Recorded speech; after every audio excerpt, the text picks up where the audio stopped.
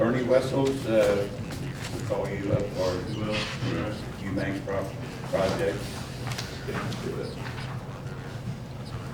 want me to leave this on there? Can I take this off? You can take that down. Thank you very much. I'm with people can hear you for not going along. Anyways, for the record, Bernie Wessels, 514 Wolfson Court, Fort Wright, with the Wessels Company.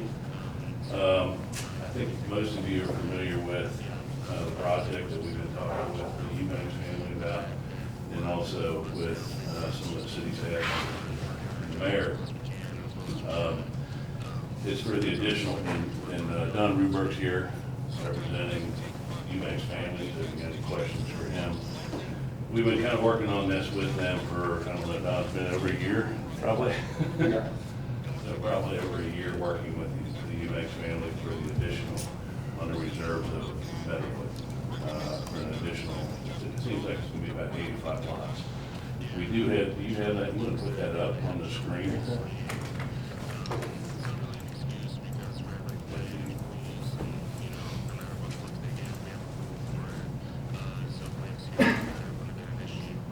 Do you know which one it was? The overall map, I tried the first one right there, I think.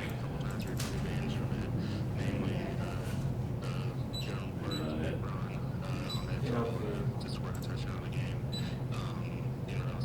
There you go. It's kind of hard to see, but the reserves in Meadowwood that we're working on right now with Fisher Homes is for about the middle of the screen. You see that long line that runs right down through the middle of the screen right there. I don't have a mouse or a pointer, but right down through there. That is the dividing line for Cliff and Paul Eubanks and their family. That's the parcel to the right, is what we're talking about. The parcel to the left, you know, is under construction. Phase 1, phase 2, we have about 75 lots there. We're about halfway built out. And I'm sure most of you have been back there. They're beautiful homes. Fisher's doing a great job, and I believe all the residents are fairly happy with Fisher. What we're talking about here today is lots on the right-hand side. It's about 85 additional lots. What we talked to city staff about is this is a very preliminary plat, as you can see. We can, under the current zoning and the current regulations at this point, we can go ahead and construct this as, basically as is. The comprehensive plan that the city has, and I don't know if some of you know, I used to be Crescent Springs rep of the planning commission years ago. So I was very involved with the comprehensive plan, called out for some type of connection. At one point, at the very end of Sierra Drive, where that cul-de-sac is, on the approved development, at one point there, we were talking about even putting in a bridge crossing over to Mineola Pike. As most of you know, have that dividing line belongs to the city of Erlanger. And I don't think the city of Erlanger was too happy about having a bridge they had to maintain on behalf of the city of Crescent Springs. So I think that was one hurdle, not to mention the cost. I know I'm giving just a little bit of history here, but I think it's important that you all know. We looked at numerous locations trying to cross over to Mineola or Dulwick, I guess it is, right? Dulwick connector. Getting down to Kent Lands Road, you can see by the topography, it's virtually impossible. So then the other thing that came up with was the cost. We approached the city staff and mayor, and we said, how about we create the TIF district? The TIF district, as you know, I believe you all have approved that already, I think. And the TIF district at that point is going to accumulate the funds. The city has at its leisure to use those funds however they see fit within the district. And as you know, there's certain regulations of what you can do with it, what you can't do with it. The original reason was, from our end, was to create the TIF. The residents within that community's tax dollars would be going to pay for that connection. So essentially, there's no new tax dollars coming out of your coffers or anything like that to pay for that road. It's the residents within that community. and, I'm gonna back up, and the expanded area of the TIF district would be paying for any improvements that go on in there. As our conversations went on, I think George and Mike said, you know, let's look and see what else can we do. I believe I'll let you elaborate on that, about improving Eubanks, doing alternate roads. You know, we were in favor of that. If you scroll that down a little bit, up to the top, the other way, you can see that large square box that's right there. That is Clifford Eubanks' parcel, right there. To the right of that is Paul Eubanks' parcel. They both wish to keep those two parcels for themselves. There's a little outlying box that's around Cliff's piece right there. You see, Cliff has requested for an additional buffer zone in there. We're making every attempt to get him between 80 and 100 feet in there, trying to make that work, so that lot lines and everything else, you know, we can still do the lots. We might come back with the city to see if the city can work with us on the flexibility of some of the lot sizes to accommodate some of that. But you see the little streak to the left of the box, if you can, right in there. We can do it right now. We can just put a cul-de-sac right there and move forward with the development. But we want to work with the city. We understand a lot of the residents. There's a lot of traffic up on Meadowood Drive and relieve some of the pressure on Buttermilk. Our traffic studies all indicate that we can do that now. And getting an alternate access, whether it's for emergency vehicles, we understand the fire department had a concern. We understand that, and that's where the road provision went into that. Now, if you can go to the next slide, we have a little bigger, sorry, that one. There you go. That's a little blow up of that road. Our original cost coming in, going with Kent County subdivision regulations, put us somewhere around $950,000 for that road. And that's with sidewalks on both sides and doing a lot of extra work, I should say. We talked with city staff and we thought, you know, how can we cut the cost? So we reduced the road down to somewhere between 20 and 22 foot wide. It's up to the city's pleasure what they would want to see there. We eliminated the sidewalks going down. That's at a request of the Eubanks family. The Eubanks family also is requesting no parking on that street going down through there, so it can keep a nice even flow. And so we're going to work with them on getting their driveways into their homes where they are now. So by eliminating that, we now have the cost, and I have that on a Excel sheet here if you really want to see it. It's down to about $590,000, but there's no contingencies in that. So I would say for a safe number, around $600,000, or maybe a little bit around that area. So the $600,000, what we were looking to do is we would team up with the city through the TIF district. We can build the road for the city and the connection for the city, and get that down and tie it in down to Eubanks Road to help everything from your emergency vehicles, water service, that's also water lines running down through there, that's storm lines running down through there, everything tying in, and also to relieve some of the pressure of traffic onto Meadowood and Buttermilk. I know you guys have some flooding problems right there at the intersection, I guess, down there by the dog kennel that's down there.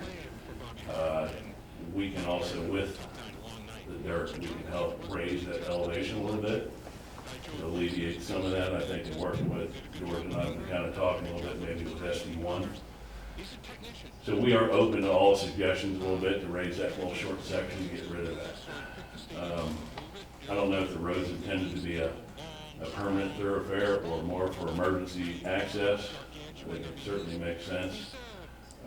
I do want to make sure, I know there's a lot of rumors that are floating around. We're not taking anybody's property. There was never any intention to take anybody's property. We don't want to take anybody's property. As a matter of fact, the Eubanks family, if I'm wrong, Don, correct me, is not really a fan of building the road either. Okay? Actually, they have their peace and quiet. They want to maintain their peace and quiet. But they're willing to donate their little piece of property down there through this development. We also have a 50-foot strip that runs behind the crossing to Meadowwood subdivision, and we're willing to donate that to the city as well for the project. So it's not like we're not, you know, there's no reason for us to get into any of the neighbors' yards at crossing to Meadowwood. We don't have any intention to do it or anything on Eubanks Road. That's nothing in our plan whatsoever. So I just want to make sure everybody's aware of that, because there's a lot of rumors floating around. Other than that, any questions? I mean, is there anything I can answer? Be glad to. Don, you want to say a couple words, or?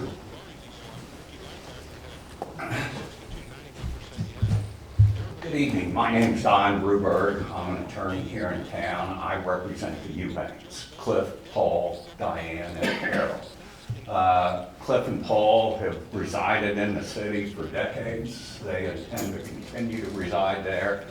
Cliff just put in a brand new in-ground pool. So he's going to be there for quite a while. At this point, we're excited to work with the city of Crescent Springs and with Wessels to develop this property that we would be selling to the Wessels in the most feasible manner, that it accommodates not only ourselves, but accommodates the people that are already in the reserve, and they can have a second means of ingress and egress. It just seems to be in everyone's best interest, and it is going to take everyone working together. As Bernie said, they're donating ground, the Eubanks are donating ground. Do we look forward to a road going where this gravel lane is? I can tell you Cliff's a mountain man. Cliff loves his farm, that's why he's asked for an additional buffer around his property. He's going to maintain his property and improve it, and we look at this as being a very viable development for the city. So we're just excited to be here. We're excited to work with the parties that are here tonight and try and bring this plan to fruition. If you have any questions, I'd be happy to answer them. The road down there has had major flooding that we are aware of. And when I've done some research on that, looking at the FEMA maps and things like that, it looks like they have expanded over 50% of that road down there is in the FEMA flood maps now. If we tie into that road with the improvements and everything, and somebody gets into a situation down there, Mike, does that make the city liable from the standpoint if we bring more traffic onto that road, knowing that it is in floodplain? Well, depends upon the circumstance. Every situation's gonna be unique and has its own fact pattern, but assuming that we exercise caution and put up reasonable warnings, no, I don't think so. Because that's been my biggest concern about this, is that road in that area floods a lot. And Jed, I can, if the sanitation works with the city to help alleviate some of the water flow, Right. that danger should. That was one of my other questions, is SB1, there's a lot of sewer lines down in that area. And I'm glad SB1, I'm thinking that they're going to interject on it as well, in case something. We haven't said that SD1's gonna interject. Our city engineer, Greg Sketch, who's with Burley Engineering, has talked with some geotechnical engineers, Ted Vogelpohl, and they have come up with a solution in a way to alleviate 99% of the flooding.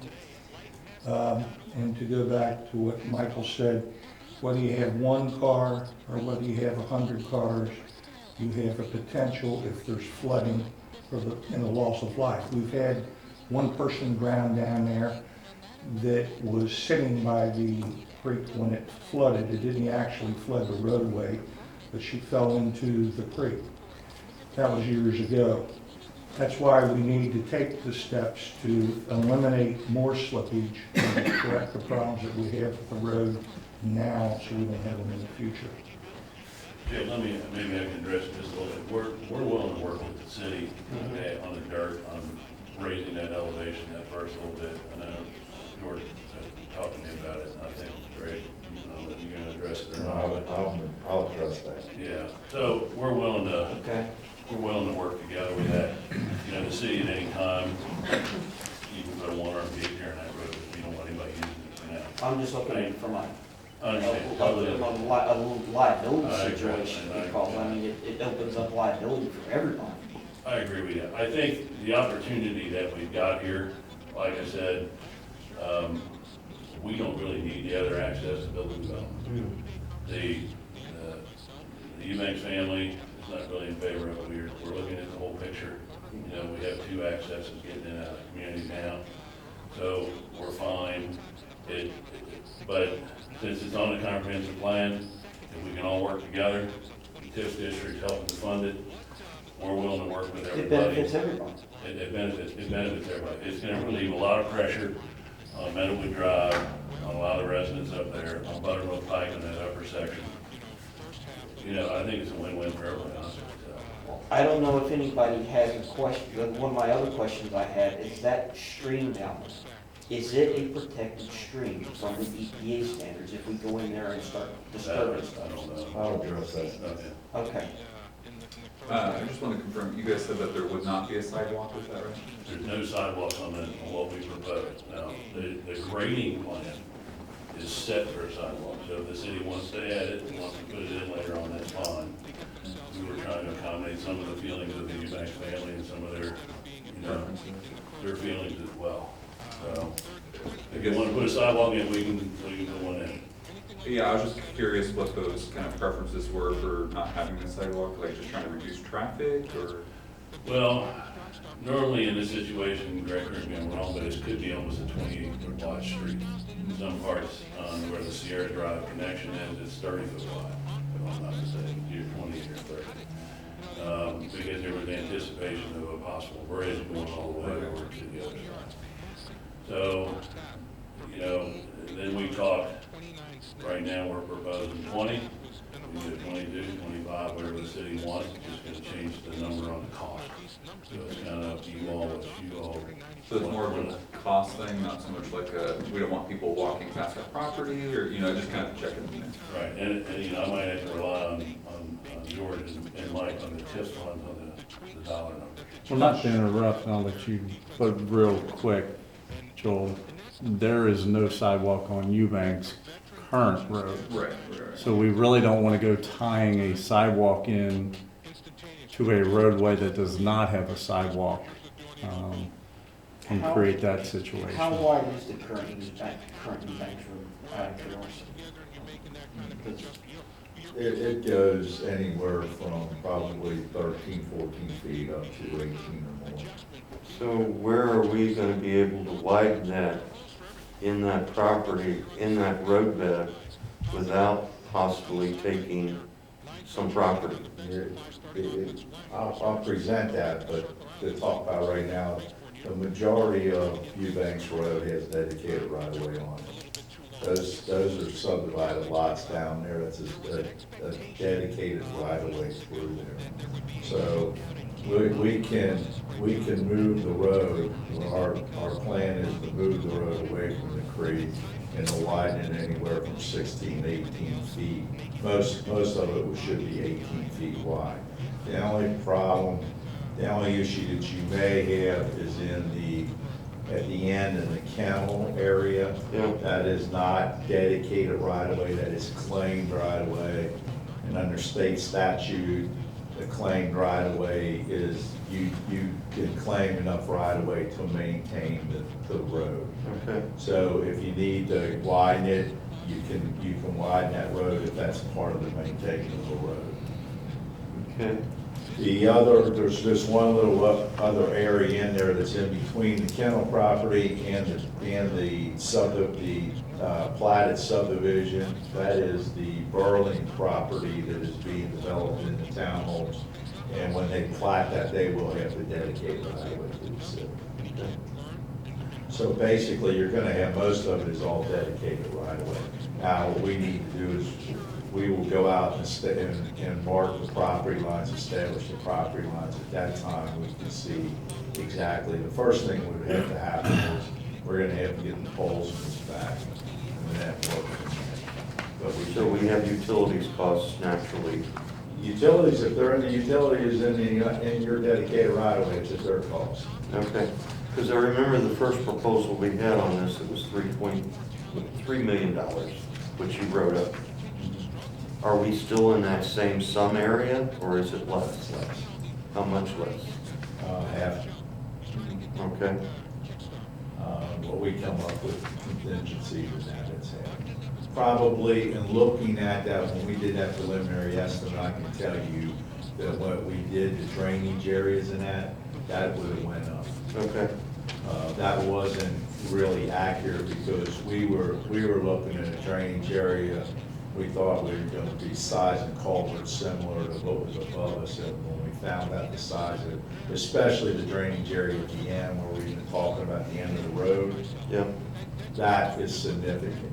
I mean, significant, and that cost is high. Greg, can you, Bernie, let him finish up and then just Yeah. make your presentation from That's the fine. beginning to the end? I mean, I don't really have anything to add, but I mean, if anybody has any other questions about our side of it, I mean, We do have one question, if you wouldn't mind answering it. all right.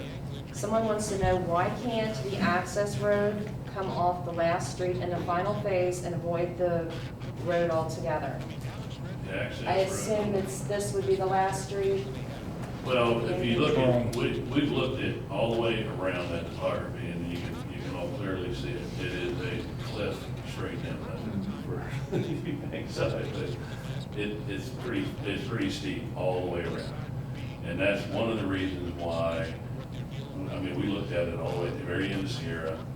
There's actually a small dedicated piece of property right next to St. Elizabeth's facility out there by Chris McDaniel's place. yeah, There's actually a little small strip that they left of anticipation of connecting that. But topography-wise, this was probably, and economically, the only feasible way to do it.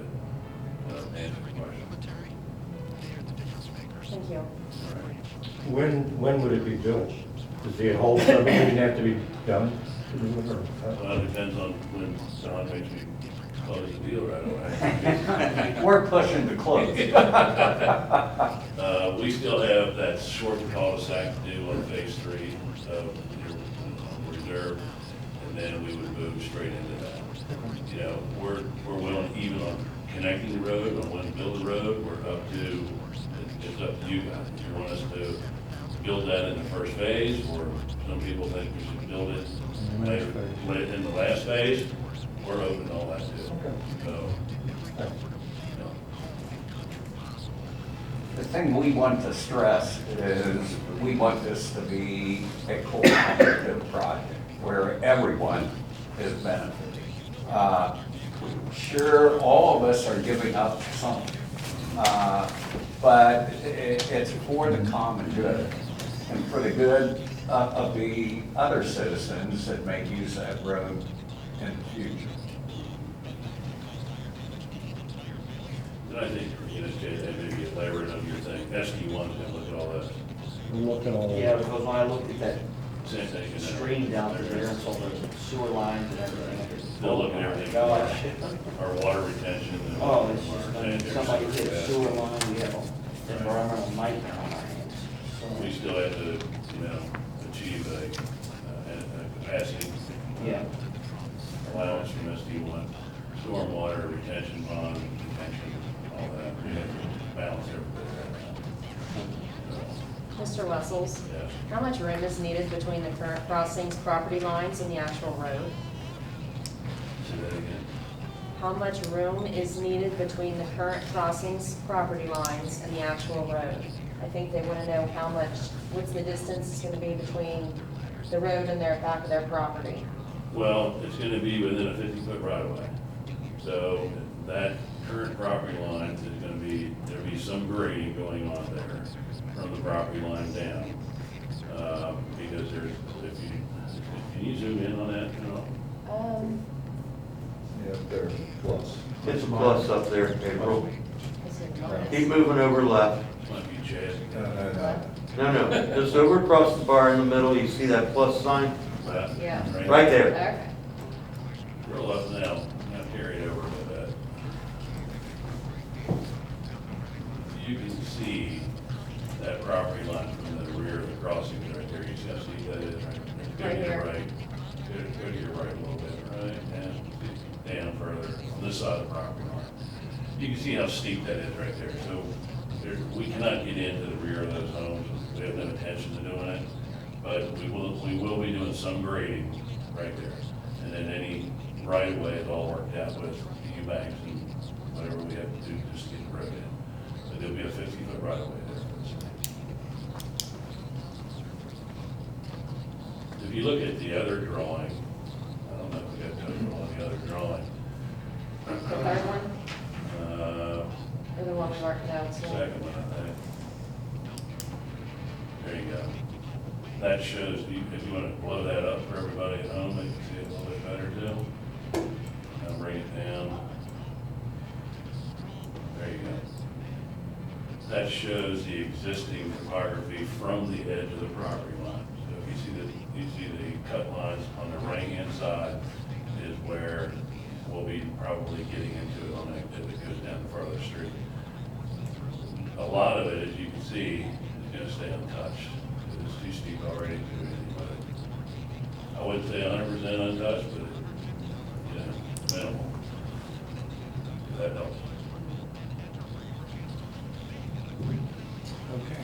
Any other thoughts? I mean, and if anybody has any questions, call me at home, call myself. George, I might even give it online, but George has my number.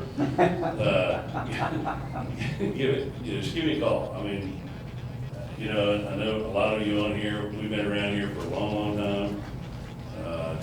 You know, our family's been involved in the city for a long, long time. We're not going anywhere. You know, it's a great city, and we want to continue a good relationship with you guys too. So. Thanks, Bernie. All right, thank you. Thank you, Bernie. Thanks, Don. Thank you, Don. Thank you. Okay. Greg, you're up.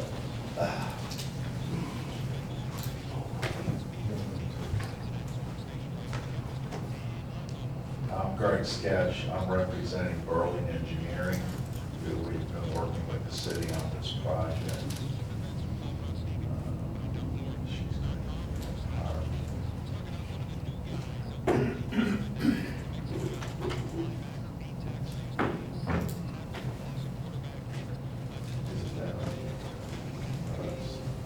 Okay.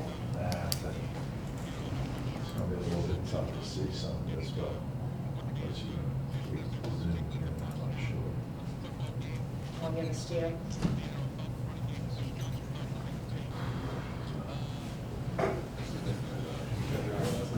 We've been working with the city on this project for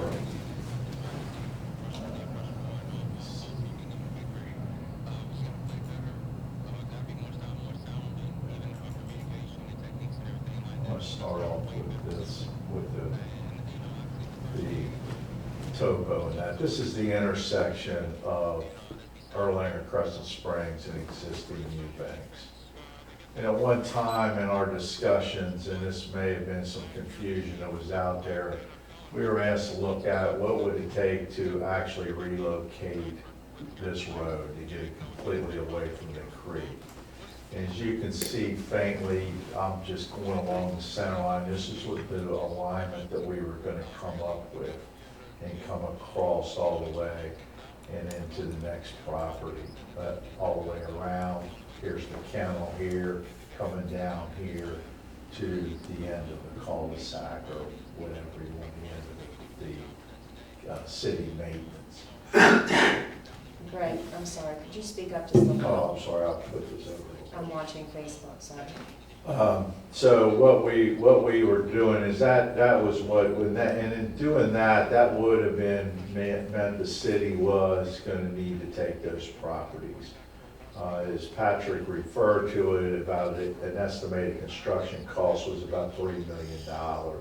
And then if you added the right-of-way, potential right-of-way costs, it was just very cost prohibitive.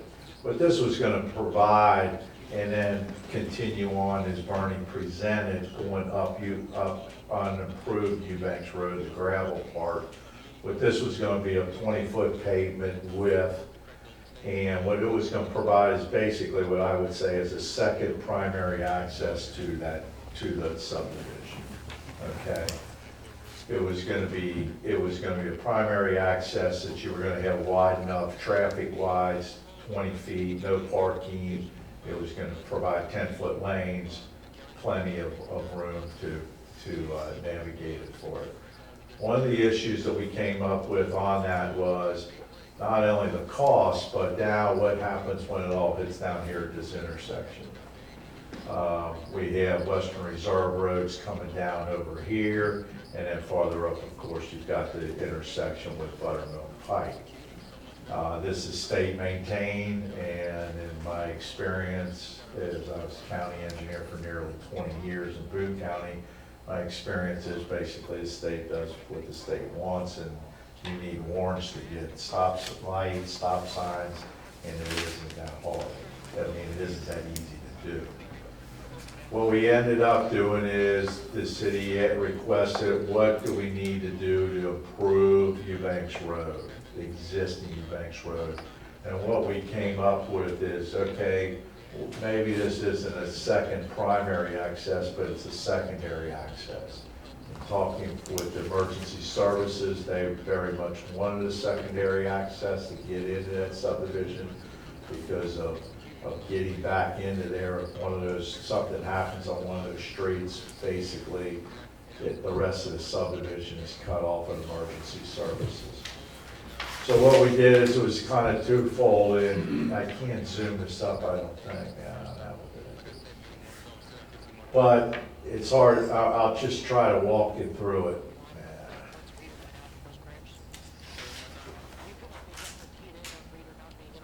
Let's go back.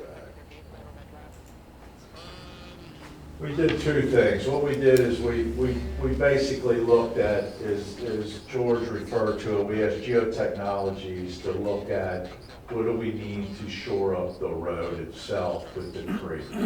Geotechnologies was formerly Thiel and Associates, Ted Vogelpool, Andy Casco worked on this. And what they did is they came up and what they looked at preliminary, what they needed to do and the preliminary cost of what it would be. So what they would do is drilled shaft pier walls. I don't know if you're familiar with drilled shaft pier walls. They put them up along Amsterdam Road going up to Fort Wright. Basically, you drill it and you put reinforced concrete into the rock and then you shore it up behind it. I put many drilled shaft walls in Boone County. They're permanent. I've never seen a failure of one of them. And when you make that kind of fix, you make it a permanent fix, unlike some of the other fixes that you see around. Does that go on the same side as where the Creek is, the creek side? absolutely. Yeah. So right now is, right here, this would be the first location of the drilled shaft wall. And from this point here over to this point is an existing railroad rail wall. What they did was simply drill holes, put a railroad rail down into the rock, and then secured it like that. Those are in pretty good shape. Previously, what they do on those walls is what they would do is just drive those railroad rails into the rock. They split the rock, and they didn't last long because you'd start having them fall off. Good news about Eubanks Road is the rock's not that deep. As you said, Chad, you were down there, you look at that, you can see where the creek bed is. That saves a lot of cost because deep rock is the deeper the rock is, the bigger the shaft's gotta be, so the more concrete you have, the more reinforcement you have. And you can get upwards, I have spent $1,000 a foot on drill shaft walls.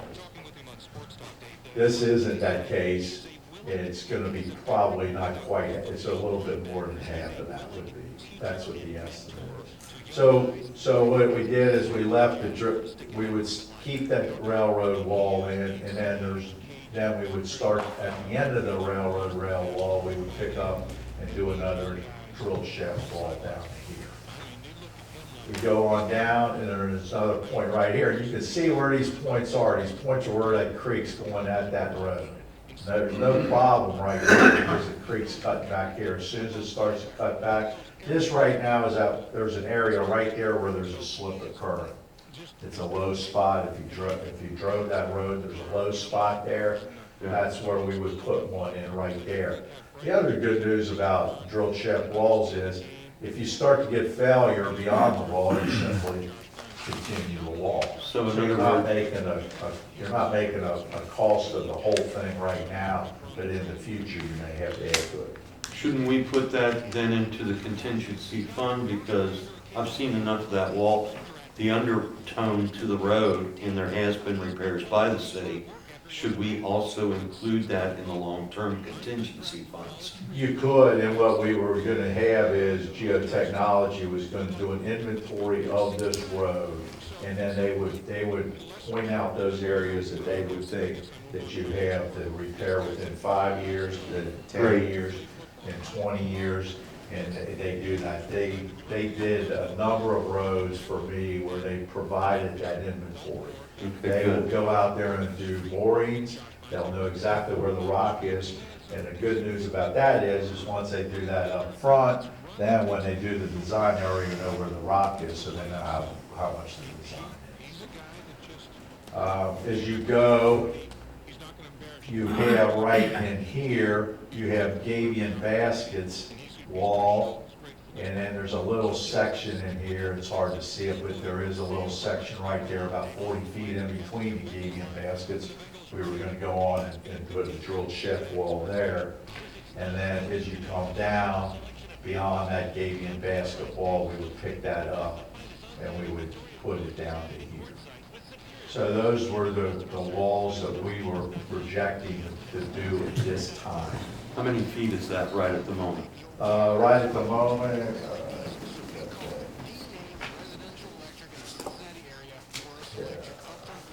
total would be 789 feet of drill shaft wall. Without contingency, they estimated at $452,000, which is about $580 a foot. Okay, so coming back to what in the contingency, we roughly have maybe 25% of the road covered. I think it was 3,000 feet. So I forget the length of the road. The road is about 2,500 feet. Okay, To so we, where we're gonna meet the other road. okay, so that is roughly about a third, without hitting the exact number. Right. We're talking 452,000. So it should be maybe, the contingency should be looked at for the future. Well, you remember. Is there any projection of which could fail? Yeah, that's what the inventory will do. Good. It won't at this time, but what it will do is, you gotta remember as this creek goes back, as this creek is going here, you're not gonna have any, this part right here, from here to here, you're not gonna have any issues. Because as that creek's traveling, it's cutting this bank out here, it's not gonna cut that bank. Okay, and as that creek moves, so that, they would definitely look at the potential areas, they're gonna look at what they project out. They'll do generally a 0 to 5 year plan, a 10 to 15 year plan, and then 20+ year plan. Okay. That was the wall part of it. The second part of it was the culverts, and we had discussion about that. There was already been some discussion. The culvert situation is severe, to say the least. my belief is, and I haven't been down there, I should have taken the time to go down there on some of these hard rains, but that's in 100-year floodplain, and that means that once every 100 years, but that isn't the problem that you have there. The problem that you have are these culverts. This culvert here, there's an existing 36-inch culvert here, and there's existing two 5-foot, 60-inch twin culverts right there at the creek that's coming down right at the end of the road by the county. Now, when we looked at this, we did the drainage areas on this, and I'll start at this one up here. The drainage area coming into this 36-inch culvert was 110 acres into a 36-inch culvert. That, I guarantee you that anything higher than a 2-year storm is going over that road. There's no way that you're ever gonna take that flow in a 36-inch culvert. You got a creek that comes down here, and you got one that comes down here, they meet and they go, and then they go here. The interesting thing about this culvert here is it's a 36-inch culvert, and about halfway across the road it turns into a 60-inch culvert. And nobody knows why, but because that 60-inch culvert isn't helping at all. What we looked at is that what we thought the best, there was, because of the elevation of the road right here, you really couldn't get any major culvert. You'd have to do a box culvert, but it would be so low, it was gonna be, you would have to be along the length because of the height couldn't be that high. So what we ended up doing was breaking this into two drainage areas. Where this creek coming down, we have a proposed 5x8 box culvert here, which would be 5 feet high, 8 feet wide. And then we would grade this around, and this creek coming down here, this creek coming down here would then continue, and we would put a 36-inch culvert, which would take the flow, because the acreage, this would be 91.5 acres coming in here, and this would be 18.5 acres coming here. We would put a new culvert in right there, at where that existing culvert is. Coming down here, this was the big one. This drainage area right here coming down this creek is 590 acres. The top point of this drainage basin is the radio tire on Radio Road off of Amsterdam Road. If everybody's familiar where that is. There's those radio tires out there.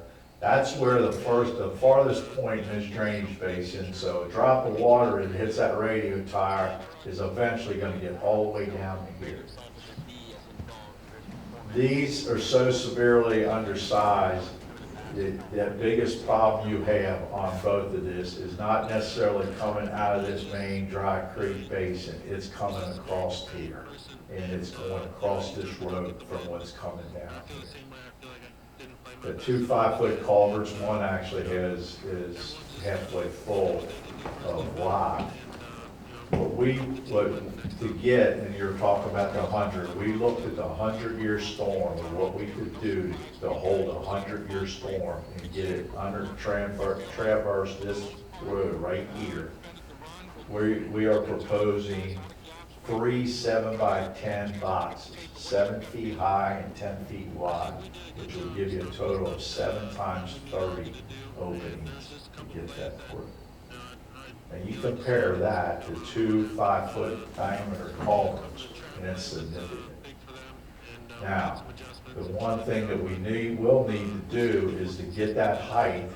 We will have to build the road up, but we anticipate probably going beyond, past the driveway to the kennels to that house, and then start to build that up. And working with Bernie, we would build that up to meet his grade up here to get enough cover over those boxes.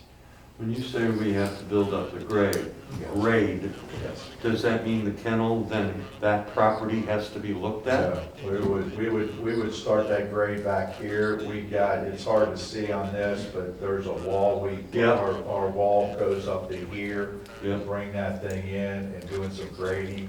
What we would do is be keeping the water from going up into that channel. And we would start the grade here, basically to try to get 2 to 3 feet cover over the box. One of the other questions that have come up, and the comments, is some of the hydroflow of just the stream with the Lookout Farms getting rid of Center Lake. The flow is a little bit more intense. Is that true or not? No, not necessarily. Okay. It all depends on what they do with it, your time of concentration for some pond like that. A time of concentration is when you do a drainage calculation. Time of concentration is the time it takes for a drop of water in the furthest point of the drainage basin to get to here. So like I was saying, I was looking at the radio tower, I took a drop of water, how long will it take to get from there to here?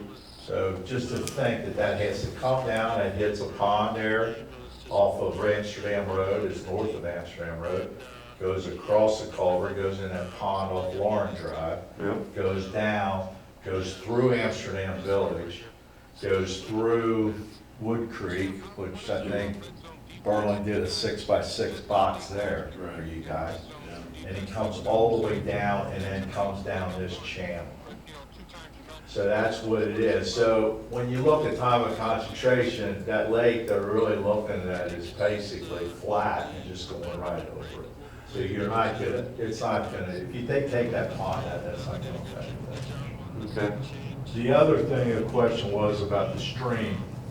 This is the Corps of Engineers, they claim jurisdiction over the stream. Really, it's close to a true blue line stream, because the blue line stream is 660 acres, and this is 590, but we would stay well within the 200 feet that you would have to do anything. What about on the, do we have to worry about, what about the stream on the other side? We're not doing anything to that stream. So you're not touching Dry Creek? No. Even with putting up the walls, you're not technically touching? No, we won't be in Dry Creek, and we'll be able to stabilize that road. We would have to get a place, we would go on and do a place, in place replacement here. It's a general permit with the Corps, just to let them know that we're doing it. And believe me, if they see that we're taking out 2 5-foot CMP pipes and putting in 3, 7, 8, 10-foot wide culverts, they'll be very happy about that. The last part of the thing that we looked at was the widening. As we went back, as I said, this is all platted subdivision here, so there's dedicated right-of-way that comes all the way around here. It comes right here is where, right there is where that's the Urbanbeck property, the Burling property. I think Urbanbeck's selling the Burling. That's where they're putting the condos in. This is all dedicated right-of-way. The poles are all within your right-of-way, which means that they need to move at their own expense. Now, again, what we need to do is go out and locate the corners, the right-of-way here to see where it is. What we would need is for them to move some of those poles back. We anticipate widening, any widening we would do would be on that side. Again, we wanted to take any property, in fact, and we put it in our estimate that we would actually do some off-street parking to help residents with maybe moving their driveway or creating more off-street parking for them. And so they won't have to park on the road. We put some cost in there in our estimate that we would do that. We anticipate, again, I would say it's going to be mostly about an 18-foot section. You don't, if you're going to have houses on there, your narrow, more narrow road's gonna be kind of a speed restriction than if you put 20-foot of pavement out there, it would become more of a. Aren't those There's, section? Go. there is, in the road, there is a lot of houses, well, there's only 8 houses on the road.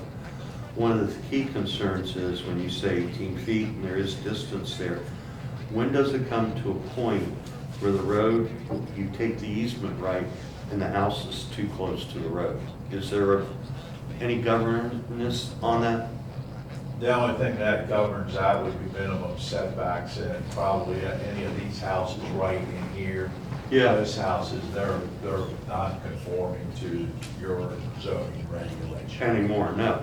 So they're non-conforming, so we're not gonna sit a road on top of that house. Yeah, that's the, And this is a good area here, actually, because that road this is an area right here where you don't have as much problem because your creek is going away from you. So if there had to be a widening and that creek is away from us, we would do it on that side. But we would try anything that was close, we would go the other way. but is there a I don't want to use the word recommended, but maybe something in common sense where the distance of the road to the house should be, or there isn't? I don't think, I would go with your common sense. Okay. I mean, I would think you would look at it and you would see, and again, what we would try to do is provide driveway access to possibly go into the side of the Yeah. houses and that to get more, off-street parking, to allow them off-street parking. So that's where we came up with, our estimate that we have with contingencies for the walls and the pavement. We have the engineering and, the culverts, and with the contingency of 15% contingency, we have 1.517 million dollars. 1.5? 1.517. Okay. 1.5 or 1.7? 1.517. Okay. 1,517,000. Again, that's with a 15% contingency, which is $100,000. And then what we need to do as we look at it is the additional geothermal, what could possibly happen in 5 to 10 years. Right, but, and then you'll get, actually, I included they have a proposal to do that, and that's included in Okay. here, to do an inventory, which is, having your inventory is very good, because then you know, you get your projection, not only that, but again, you know how deep your rock is. Once they do the borings on that, there's a very good chance that your thing could increase, but in this case, I anticipate it may even come down a little, because I think that rock is a little bit up higher into that road bed. Do we have to worry about if the water, if that road was to flood again, the water getting over that, washing out either side, or once it's? No, I don't think so. With this culvert, you shouldn't have to worry about that. I mean, to be honest with you, I'm surprised that road's still there Yeah. under those 2 5-foot culverts. I'm surprised it's still there. Well, the other, I'm surprised it didn't start to peel, and once it would peel, it would just go. Well, the flooding pictures I've seen has always been down towards the end of that road down there. Yes, that's where that 590 acres is And coming in. it sounds like that's going to clean that up. Yes. Again, just to give you an idea, subdivision regulations in the county has you designing storm sewers for a 10-year storm. A storm that has a probability of happening once every 10 years. We, in our engineering firm, we design for 25-year storms. These culverts, I looked at a 100-year storm, and they'll take a 100-year storm. I mean, that's how conservative this is. I mean, it's very conservative that I'm even looking at what happens in a 100-year storm. Will it pass that water? So Greg, what you're proposing basically is going to improve the slippage for the future. Oh, yeah. That's currently there, and also alleviate the flooding problem. And then, as you said, that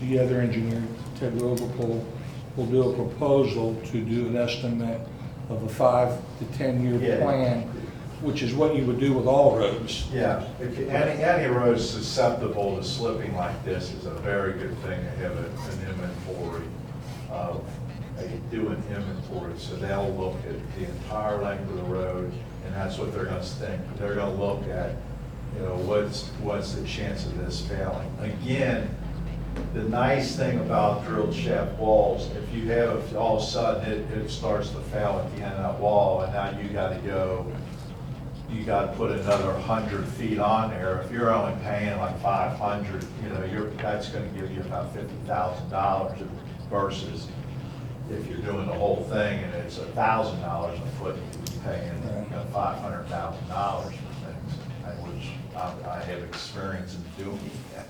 Right. So,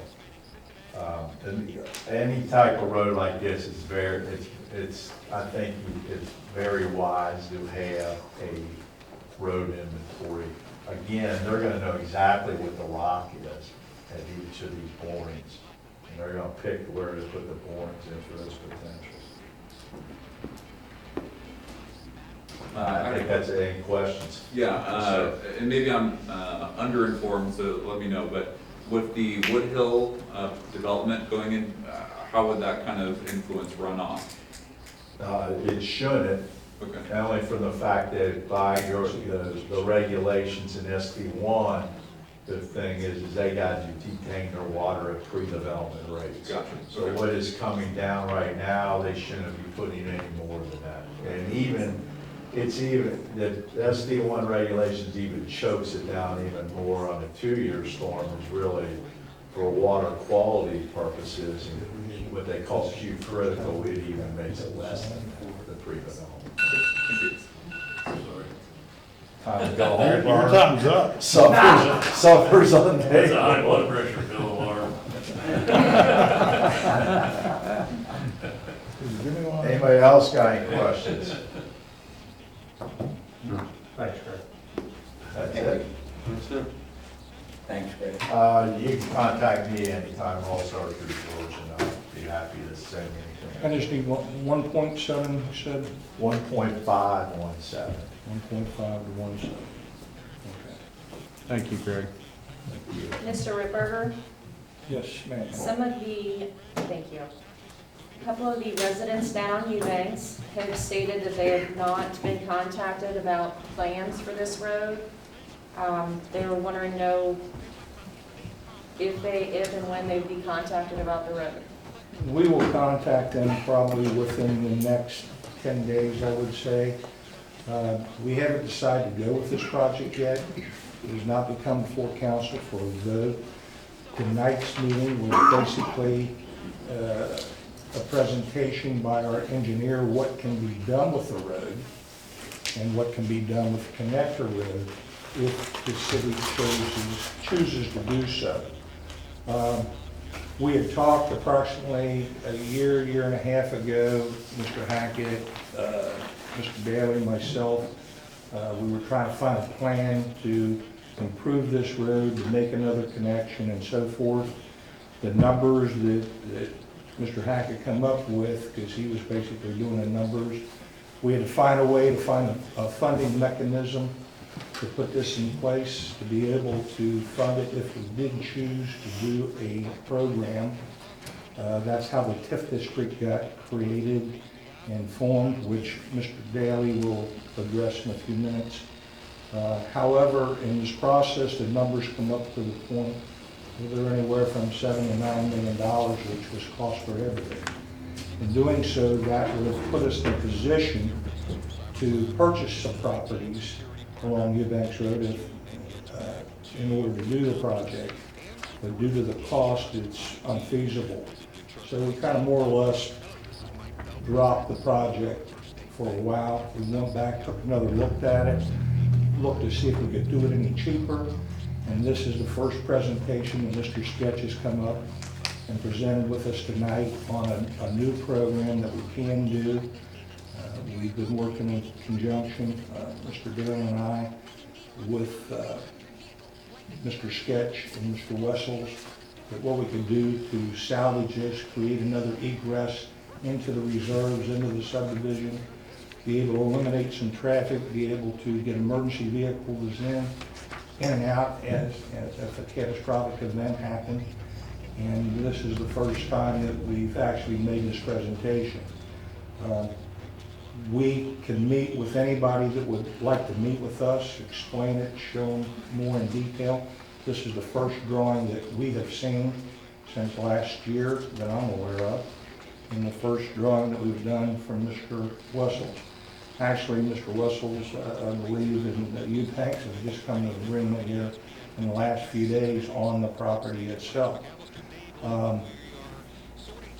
Where we go from here, we're waiting on a geotechnical report from Geotechnical Services. Are we looking for that, or is it just the cost of that in there? Just the call, we got the call, so we're pretty confident in the cost of that contingency to go forward, but the road inventory would be something you would do, not only, it would be more in the future too. How this works is if we could decide to go this route, we have to activate the TIF, which Mr. Daly will explain. Then the council has to vote whether they want to move through with the project. We probably will have another meeting or a public meeting where we can address people one-on-one, put up a couple of charts. The problem is we're having a hard time with COVID, as everybody knows. But anybody on Eubanks, we can always go down and talk with them. George, you ever thought of moving this to the firehouse so we could have more people? We could possibly do that, yes. They have the trucks out, and they've always been willing to That'd do be that. right. But that's a good idea. We could do that, or we could do it possibly at St. Joe's, I don't know. I like the firehouse idea pretty well. We could do it right up there. That meeting could be in the future, but it's hard to present stuff and make everybody aware of it till you get it. And until you get it out there and the word gets out, then the wrong information goes out. There's been rumors that that we were taking people's property, which is not true. You heard that from Mr. Wessels tonight, and you're hearing that from me. You heard it from Mr. Sketch. There was rumors that the phase 2 of the Wessels project of the reserves is going to be condominiums and apartments. That's not true.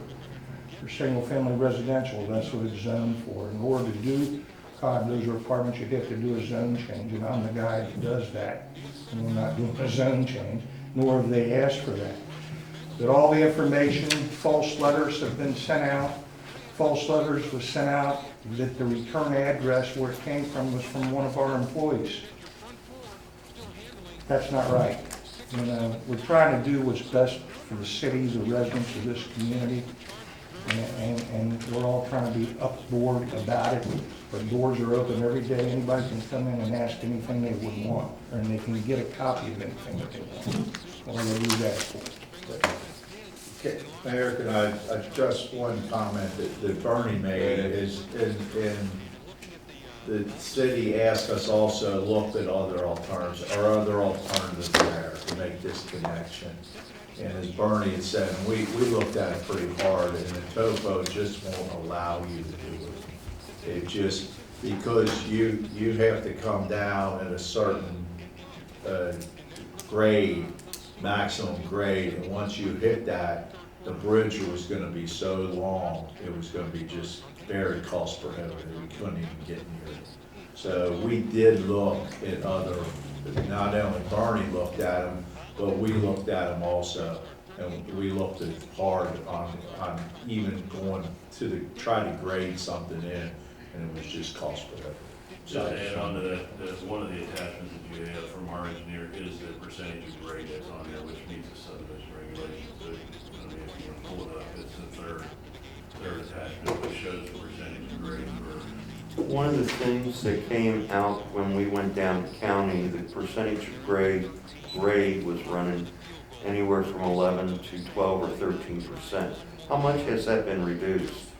I believe whatever he's got there meets subdivision right there. That's that drawing right there. So that's, and I'm sure somebody can make a copy of it, but you can see that's the cuts where the bills are on.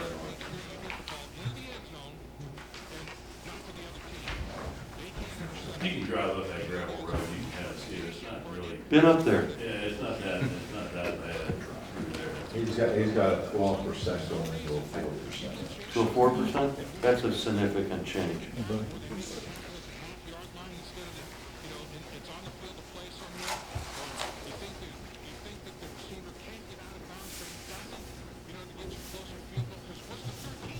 Okay.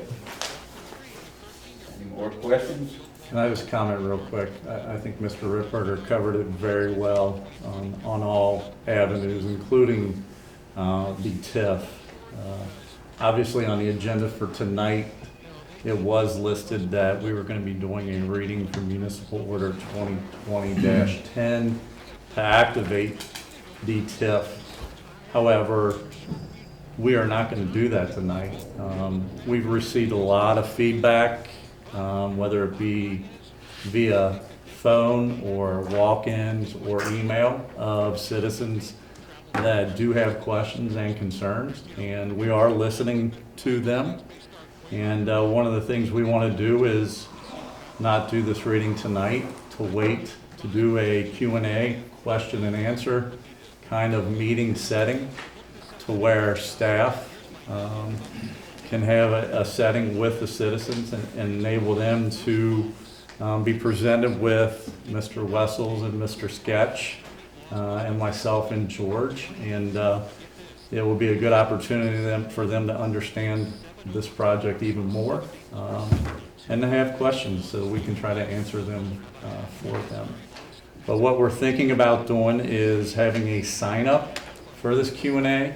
We would really like to do it here because there's no guarantee that we can get St. Joseph's. The fire department is an idea. That's something we definitely want to look at. However, we would obviously have to space it out according to the COVID-19 standards of social distancing. So if we were to do it here and house the meeting here, we're most probably going to have to do most probably 1 to 2 meetings at least during the PM hours, so that our citizens can be able to show up and speak with any questions that they might have. But if anybody else, council members, has any other ideas on that, I'm more than willing to listen. Just a quick question, council people will be at that meeting too, correct? No. No, it's just a Q&A that is geared for the citizens that are concerned, that we have received questions and concerns from. And if we go into the meeting rules and open it up to council, it now turns into some form of an official meeting. That's not what we're trying to do. But wouldn't it be wise, I imagine, there is a couple people that have gotten some questions, for them to be there for the citizens? That's why we were gonna have these meetings, Patrick, But to open as it up council for our people, public to come themselves, to get up and speak, so they can ask the questions. And I think those questions could be forwarded to Mike or. Yeah. Just like they have for tonight's meeting. Right. You know, April always does a great job, being the records keeper for Crescent Springs, of getting it out on the website, getting it out on Facebook. And tonight, she positioned it, if there was any questions, you know, to present it to us, and we'll try to answer it. And even if there's questions after this meeting, the public is more than welcome. They can call George and I, or email us, or come in and see us and talk to us, because we're willing to sit down with anybody to try to explain this project. And it is a great project, it really is. It's a very good project. But we've been getting I've been getting phone calls today, I've been getting emails today from people and stuff like that. Well, Chad, Yeah. it doesn't help when an anonymous letter goes out into the community and the letter is false.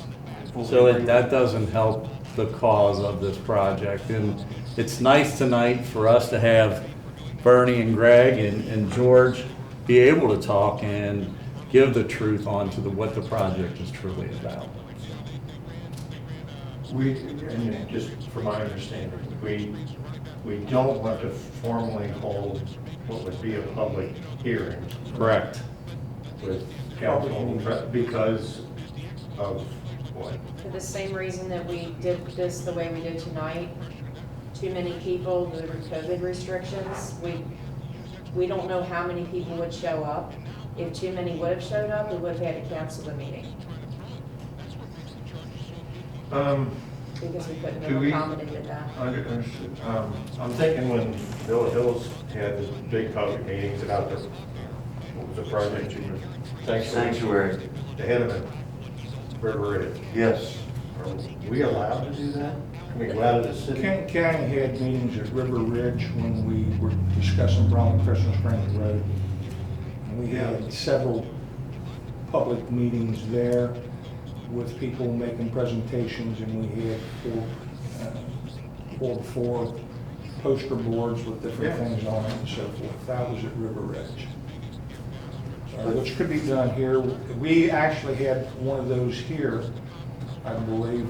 Mayor, do you recall, was it for the park or what was it where we, I believe not, it was the public meeting for Bromley Crescent Springs Road we had here as well. And they come around the room and they ask questions and they got to look at the poster boards and Well, drawings. you two were around when the nursing home issue was, when we moved we stopped the meeting and moved over to St. Joe. So everybody could be involved, every city official. By excluding city officials, there's not an accusation here, but we are going to then get in calls, which apparently our emails have been given out, and we're not going to be informed what they say to you, and we don't want to take a chance of saying the wrong thing or slipping here. Well, right now, we cannot control the current situation that we are in with COVID-19 and a pandemic. So it fully 100% affects our meeting rules of what we have to follow. That is- I can tell you right now that St. Joseph has been looked at for Yep. the voting, and that was denied. So if that was denied, there's a good chance that we're gonna be denied, but we can check. Well, I'm With thinking that of the said, I firehouse, think Mike. the proper meeting rules that we should follow for this city is to have the meeting in Crescent Springs and nowhere else. The key of it is to work as a team so everybody's on the same page and hearing the same thing, so there's no further confusion. Now, I understand the virus. Hell, my day is hell every day with it, and you know what I do for a living. That's why I suggest the firehouse is a possible alternative. It is. It's an idea. Okay, And I'll thank look you. into that, no doubt. Thank It's you a good very much. idea, yes. George? You know, I don't really have a big problem with council people or whoever wants to come. If Joel says, well, you know, I've had enough of this, I don't want to be there, I don't think he should be made to be there, or anybody. But if somebody wants to be there, that's fine. But, you know, the problem is obviously we've had some problems with communication. There's been problems with misinformation going out. There's problems, there's just a whole bunch of problems. And the thing about it is if you believe in this project and you're for this project, then you gotta come together and work together to get it accomplished. I believe, Chad, you said you think it's a good project. I think it's a great I idea. do too, George. If you can hold this number, I can already do the numbers in my head, even adding additional walls as contingency or within the budget of the TIF. Do you think it's a good project? I said that. You know, If we don't take property. let's wait. Go ahead, Vince. This whole discussion started, you know, Pat just wanted to know if the council people can be at the meeting. Yeah, And anybody that wants to be at the meeting can go to the meeting. that's You know, it. my only question would be, if we have more than 4 people there and there's a quorum, is that a problem, Mike? Then it becomes a public. Well, hearing. More than 3 people. You could do Well, two I'm sorry. meetings. Not 4, more than 3. You could do two meetings. And I want to look at that split. issue because in my head, it is registering alarm bells. Okay, well, So if you would allow me to look at that, I'll report that back to Mike. but if it's just, you know, if we're just Because getting this is a the question and citizens. answer session that they're talking about. Right, yeah. Yeah, I mean, we all couldn't be there for a question and answer session? that would still, I want to take a look at that issue if there's. I mean, more. yeah, that's what the whole thing started on, Right. and, you know, let's just find out if we can, and that's the end of it. Going back. Violates open records, open meetings, I mean. It's a good project. I think everybody here feels it's a good project. We've all We've said got- so. Then we need to work together, unified, and make it happen. It is well within the parameters of our TIF. It's well in there. It's, with everything together, I think we're less than 3.5 million, somewhere in that neighborhood, not counting the contingencies if we put those in. But it's a good project, and I think we need to move forward with it. Bernie, Can I make a quick suggestion?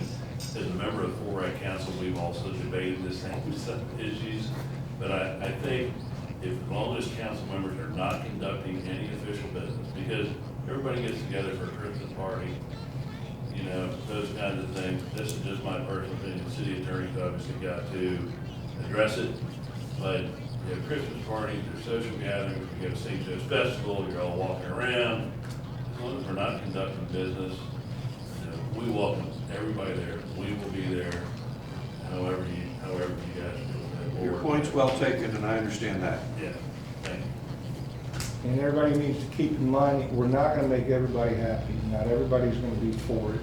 And yes, some people's gonna feel that their property's impacted. But in the overall, you have to balance out what's the good for the people. If they had a catastrophic event come through, and we get there to get to them, where otherwise we couldn't, we'll change their mind. But if you're talking about adding additional parking down on the banks and making improvements to that area, it's going to increase the We would like property to values see, there. we would like some information studied, but as you get the final paperwork together, it'd be great. Yeah. Right now, you have established something here that could be very workable. And that's why being at the meetings, we stay on the same page in So conversation. if we get phone calls or emails. Well, so we can close the chapter on this for the meeting point, we can do 2 sessions. We can have it where 3 council members represent the one session, because I know there's other councils in other cities that have done this process. And then 3 other council members represent the second session. And And the mayor could obviously be at both sessions. And I would wave to Bob, I know he lives up in the crossings, I would wave so Bob could be at both of them. Well, I'm trying to include all you, But I everybody mean, on council. That But way, again, coming back to be basics, I fair. appreciate that offer, Mike, I really do. but we'll figure it out. Do a fire door. I don't think there's a fire authority representative. See the chief here. Yeah. So, Brian, chief report, please. Yes, sir. Good evening. Evening, chief. We had 1,380 calls for service last month. Total crimes 22, burglary 1, the rest of them were, larcenies were 7, rest of them were misdemeanor crimes. Had a 96% closure rate on our cases.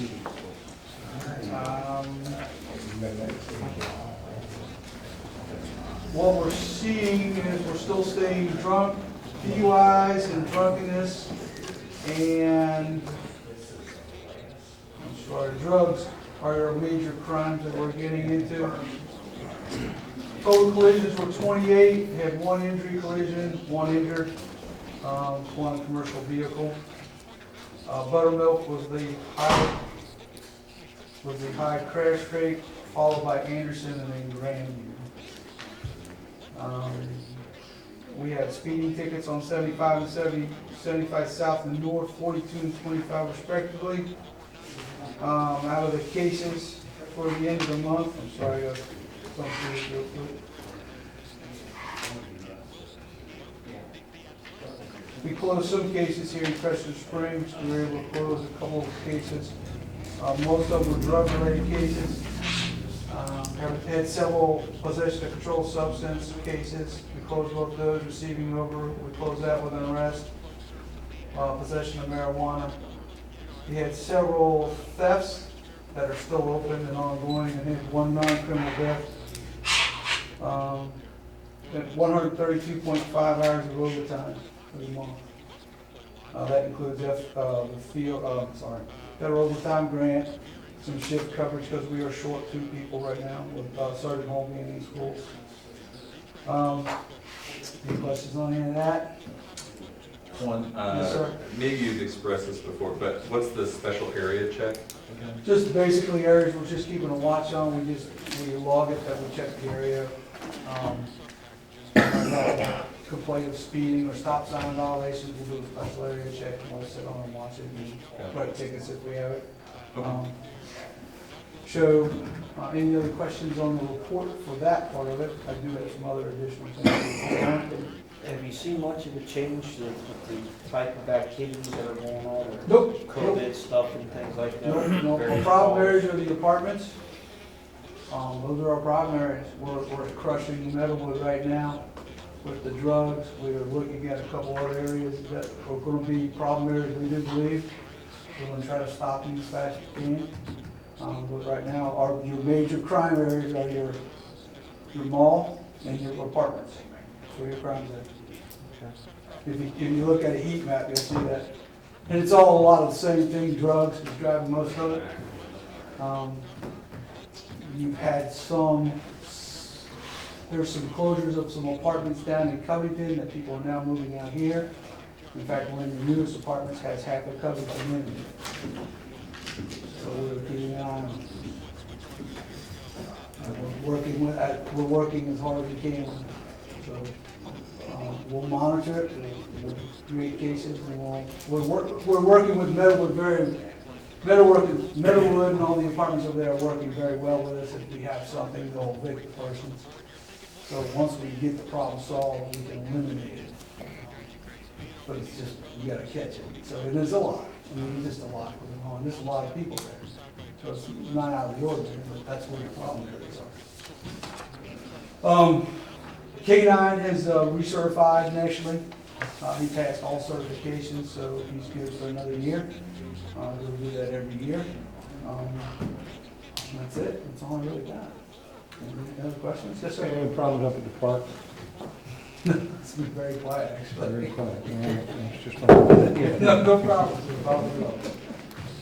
That's other than that, we're good. Music Fest, I guess, went on our music event, we should call it. Jamming in the neighborhood. Yeah, that's it. It went on very well. Yes, it Both did. officers said they didn't have any issues. So we're good with that.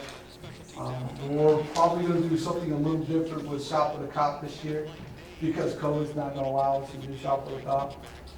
So we may adopt 5 families and just use that to try to make Christmas better for them. It's all up in the air right now. Elvis think could be over tomorrow. I don't know.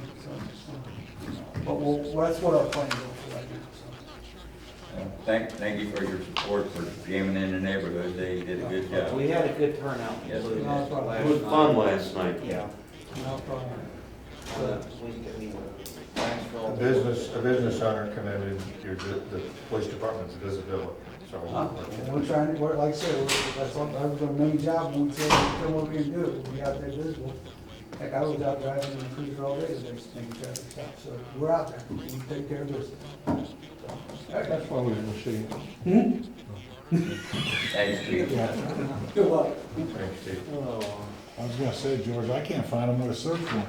I've never seen them. Beer mouth. Either one. City Administrator report.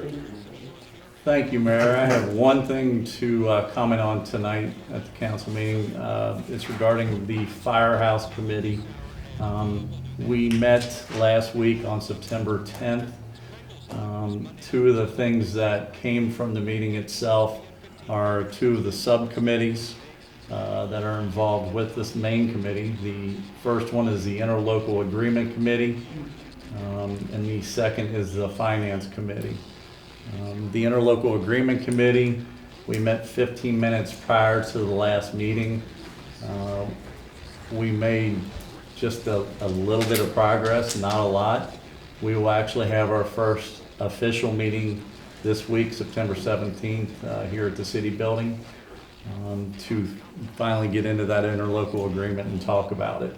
I do want to say that there's a lot of work to do with the interlocal agreement.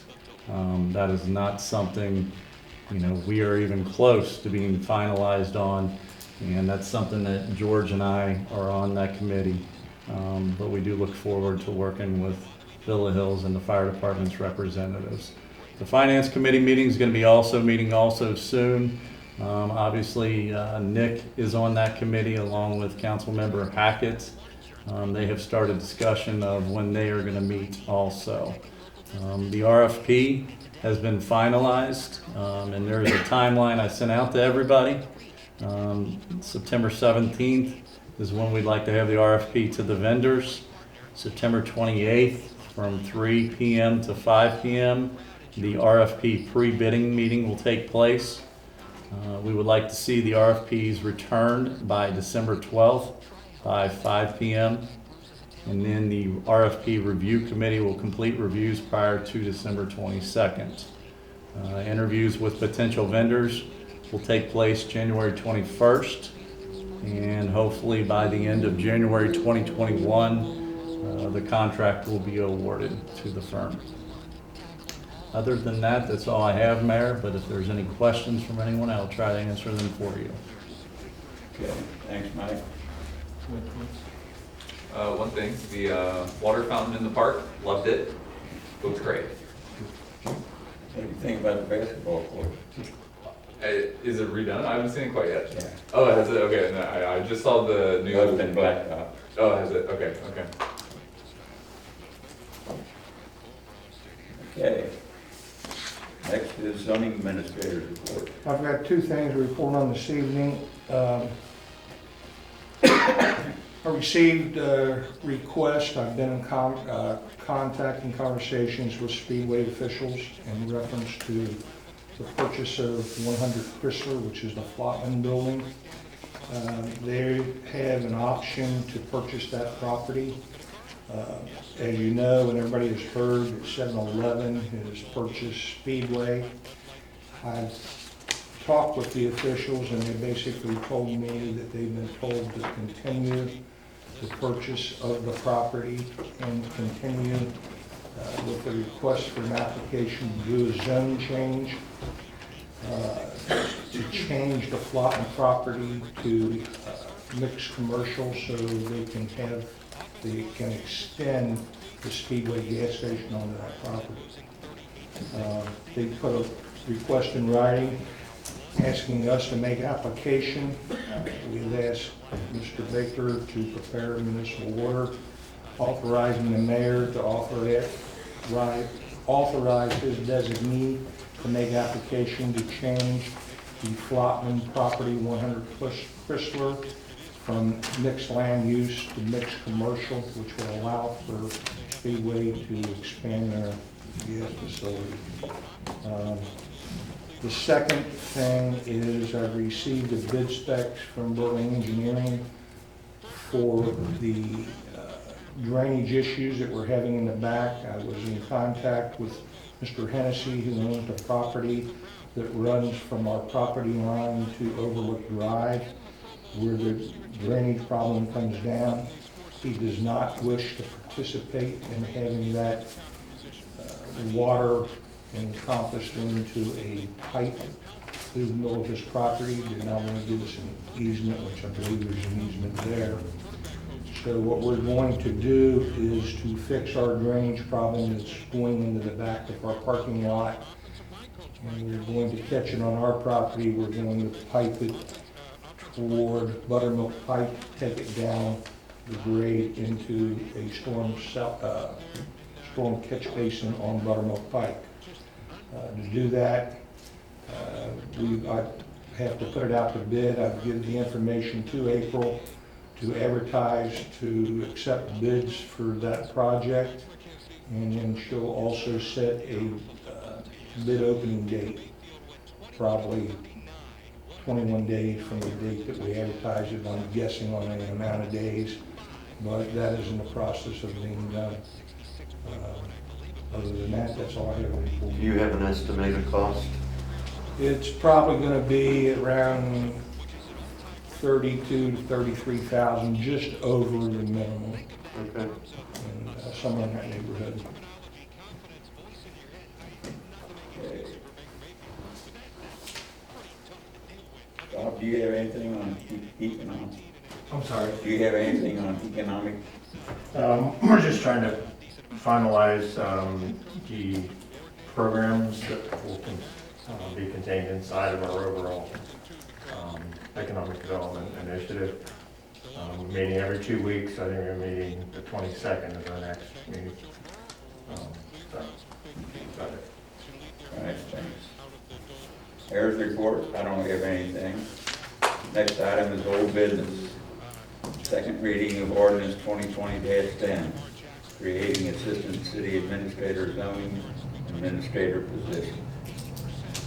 Ordinance 2020-10, an ordinance of the City of Crescent Springs, Kentucky, amending ordinance 2019-7 regarding the position of zoning administrator / project coordinator, retitling, in which the position is retitled as the assistant city administrator / zoning administrator, and the adoption of an amended position description. Now therefore be it ordained by the mayor and the city council of the City of Crescent Springs, Kentucky, Section 1, City Council of the City of Crescent Springs, Kentucky, and the mayor hereby adopt this ordinance to amend ordinance 2019-7, which established the position of zoning administrator / project coordinator. The position is hereby amended to be named assistant city administrator / zoning administrator. Nothing in this ordinance changes or alters the part-time position or the hourly rate that is set forth in ordinance 2019-7. However, the duties of the assistant city administrator / zoning administrator are hereby set forth in the attached Exhibit A and incorporated herein by reference. The duties as described in Exhibit A to ordinance 2019-7 are hereby stricken. Section 2. No other parts of ordinance 2019-7 are changed or altered except that the title, instead of zoning administrator / project coordinator, is assistant city administrator / zoning administrator. The compensation for part-time and full-time shall remain the same as set forth in the adopted appendix to the city personnel policy. Section 3, all ordinances or parts of ordinances that conflict herewith are, to the extent of such conflict, hereby repealed. This ordinance shall be effective from its passage and publication according to law. Okay, any questions or comments?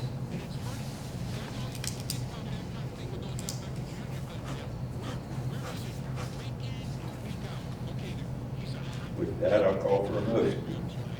I'll make the motion and we accept it. I'll second that. Vince made a motion, Joel second. Chad Longbottom? Yes. Joe McMonigal? Yes. Patrick Hackett? Abstain?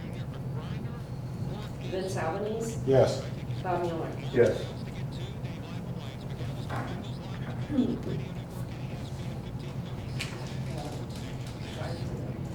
to zero. 4-0. 4-0. One abstention. Okay. All right. Next item, new business. First reading ordinance 2020-11, adopting 2020 tax rate. Ordinance 2020-11, an ordinance of the City of Crescent Springs, Kentucky, providing for the assessment of real property and personal tangible property within the corporate limits of the City of Crescent Springs, Kentucky, and levying an ad valorem tax on each $100 of assessed valuation of said property in the city for the fiscal year 2020-2021, and specifying the purpose for which the tax is levied. Be it ordained by the City of Crescent Springs, Kentucky, Section 1, an ad valorem tax is hereby assessed and levied for the fiscal year 2020-2021 against all real estate within the corporate limits of the City of Crescent Springs, Kentucky, at the rate of $0.213 on each $100 of valuation as assessed January 1, 2020, and against all tangible personal property at the rate of $0.195 on each $100 of valuation as assessed January 1, 2020, to be collected as provided by law, excuse me, in the existing ordinances of the City of Crescent Springs, Kentucky. City tax bills are due October 31st, 2020. Section 2, the ad valorem tax is levied to pay the general cost of carrying on the business of the government of the city as provided in the adopted budget. Section 3, all ordinances or parts of ordinances in conflict herewith are to the extent of such conflict, if any, hereby repealed.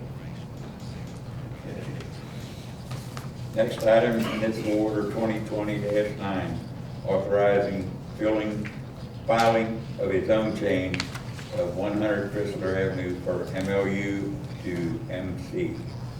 Municipal Order 2020-9, a municipal order of the City of Crescent Springs, Kentucky, authorizing the filing of a zone change of 100 Chrysler, it says Chrysler, but I'll change it to Chrysler, Avenue from the current zoning of MLU Mixed Land Use Zone to MC Mixed Commercial Zone. Whereas a certain property located at 100 Chrysler Avenue, parcel number 014-30-00-132.00, is in the process of being redeveloped, and said property being fully contained within the Mixed Land Use Zone, MLU, and whereas said property seeks to be used in conjunction with an adjoining parcel located at 528 Buttermilk Pike as a redeveloped site for a gas station and convenience store. And whereas the adjoining parcel was wholly within the Mixed Commercial Zone, MC, and a request has been made to the zoning administrator to file the necessary amendments to the Crescent Springs zoning code to change the property located at Chrysler Avenue as identified above to the same zone as the property located at 528 Buttermilk Pike identified above. And whereas the city believes it is in the best interest of its residents to allow the property at 100 Chrysler Avenue to be zoned in the same as the adjoining property at 528 Buttermilk Pike. Now therefore be it ordained by the mayor and the city council of the city of Crescent Springs, Kentucky as follows. An amendment to the Crescent Springs zoning code is authorized that proposes to amend the property located at 100 Chrysler Avenue bearing parcel number 014-30-00-132.00, consisting of 0.97 acres approximately, from the MLU Mixed Land Use Zone to MC Mixed Commercial Zone. The application is authorized to be made by the current zoning administrator. Only I might add is that Speedway Incorporated will reimburse us for any filing fees on the zone change. Okay, any questions or comments? I guess when they redo that, there's gonna be a new way to get in, and the traffic will be carried out on the back end of that. They'll They come get in in off there, Buttermilk and go out on Chrysler. What's that? They'll come in, they'll be able to turn in off Just Buttermilk. like it is now. Like it is now. Yeah, but what, I understand that, but that's such a traffic jam right there at the top. We'll move it down. Yeah, they're gonna put it down, come out the other side. I haven't seen the actual plan yet, but in the discussions I've had with them, that sounded like that's what they were doing. Well, I'm not for it once they do that. I can't hold them hostage. Okay, I'm gonna hold them hostage. Okay. Need a motion? I'll make a motion to approve 2020-9 on this order. Pat made a motion. I'll second it. Chad second. Chad Longbons? Yes. Joe McMonigal? Yes. Patrick Hackett? Yes. Vince Albanese? I'm abstaining. Bob Miller? Yes.